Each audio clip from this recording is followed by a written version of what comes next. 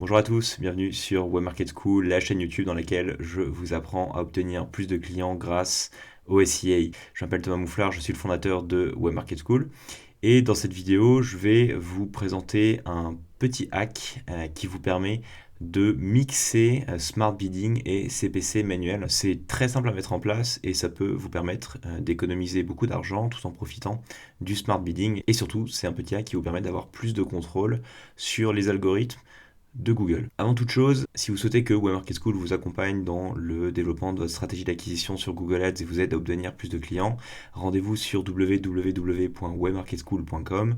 Vous y retrouverez toute la méthodologie de Web Market School et comment on peut vous accompagner à développer votre business grâce à Google Ads. Je vais prendre un exemple très simple.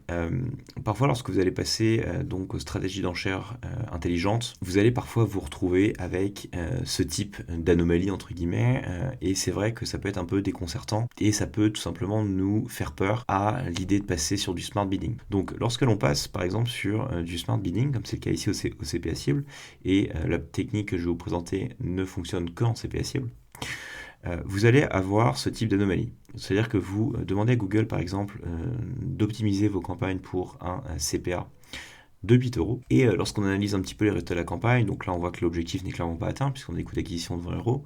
Mais surtout, ce qui est totalement déconcertant, c'est que le CPC moyen de la campagne est de 7,19 euros.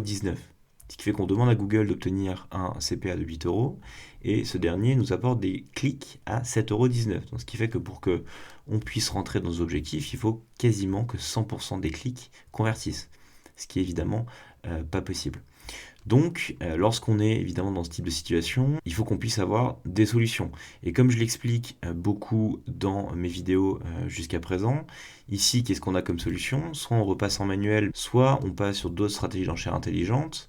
Mais qu'est-ce qui nous reste finalement à disposition? On aura des stratégies d'enchères comme maximiser les conversions, sauf que j'en parle beaucoup dans mes vidéos. Maximiser les conversions sur des marchés très concurrentiels comme c'est le cas ici, eh bien les CPC atteignent des plafonds parfois délirants, c'est-à-dire qu'on va se retrouver avec des coûts par clic à 20, 30 euros, donc finalement c'est pas du tout la solution parce qu'ici on paye déjà trop cher avec du CPA cible, ou alors on va avoir du ROAS cible, mais ça c'est une stratégie d'enchère qui certes est excellente, mais ne convient pas à tous les types de business. Déjà, il faut que vous puissiez attribuer une valeur de conversion à chacune de vos conversions, ce qui n'est pas facile lorsque vous êtes sur la génération de prospects. Et aussi, c'est une stratégie d'enchère qui va demander beaucoup de données, au moins une centaine de conversions par mois. Ici, on voit qu'on n'en a que 16, donc évidemment, on va être limité et l'effet d'apprentissage va être mauvais. Donc finalement, qu'est-ce qu'il nous reste? Il nous reste le CPC manuel, mais il faut prévoir le fait que le CPC manuel va probablement disparaître. Maximiser les conversions, mais on sait que c'est pas une bonne stratégie d'enchère dans des marchés très concurrentiels, et donc le CPA cible qui nous apporte des CPC à 7,19 euros. Donc quelque part on est coincé. Évidemment, l'objectif c'est de vous apporter une solution si vous vous retrouvez dans cette situation-là. L'idée ça va être de venir créer ce qu'on appelle une stratégie d'enchère en portefeuille sur du CPA cible, et vous allez voir que lorsqu'on passe par des stratégies d'enchère en portefeuille, eh bien Google nous permet d'utiliser un plafond de CPC. Donc pour ça, on va dans la partie outils, c'est dans la partie stratégie d'enchère, hop. Vous allez venir créer une stratégie d'enchère de portefeuille, hop, en CPA cible. Donc ici, vous allez appeler par exemple votre stratégie d'enchère, donc CPA portfolio à 8 euros, hop. Donc vous allez attribuer, comme c'est le cas dans les campagnes classiques, le CPA que vous voulez cibler, et vous allez dans les options avancées. Et ici, en fait, Google vous autorise à mettre un plafond maximum de CPC. Ce qui vous permet, lorsque vous êtes dans ce cas-là, eh bien, de bénéficier à la fois donc du smart bidding, puisqu'ici on va rester en CPA cible, mais d'avoir un contrôle sur le CPC max que vous êtes prêt à payer et donc de faire comme si vous étiez sur du manuel. Donc finalement c'est un super compromis entre une touche de smart bidding mais en même temps un certain contrôle sur le prix que vous allez payer par clic. Donc par exemple ici, imaginons que vous ne voulez pas payer plus de 1,50 €, hop.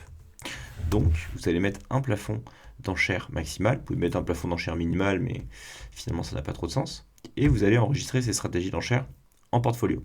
Ensuite, vous revenez dans votre campagne, vous allez dans la partie paramètres, vous allez dans la partie ensuite stratégie d'enchère, vous cliquez sur modifier la stratégie d'enchère et vous allez venir sélectionner une stratégie d'enchère de portefeuille. Donc ici, vous cliquez sur utiliser une stratégie de portefeuille existante, vous sélectionnez la stratégie de portefeuille que vous venez de créer et vous cliquez sur enregistrer. Ensuite, vous revenez sur votre groupe d'annonces. Donc ici, on retrouve bien le même plafond de CPA, mais cette fois-ci qui est limité par notre stratégie d'enchère de portefeuille. Donc en faisant ça, ça vous permet à la fois d'avoir un contrôle sur les prix que vous allez payer au clic et en même temps de profiter du smart bidding. Voilà, j'espère que cette vidéo vous a plu. Si c'est le cas, n'hésitez pas à partager, liker, commenter cette dernière.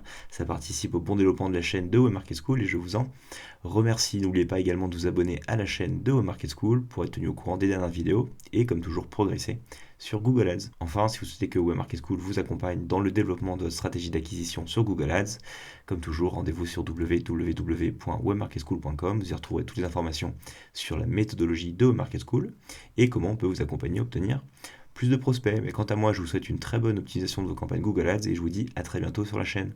Au revoir à tous.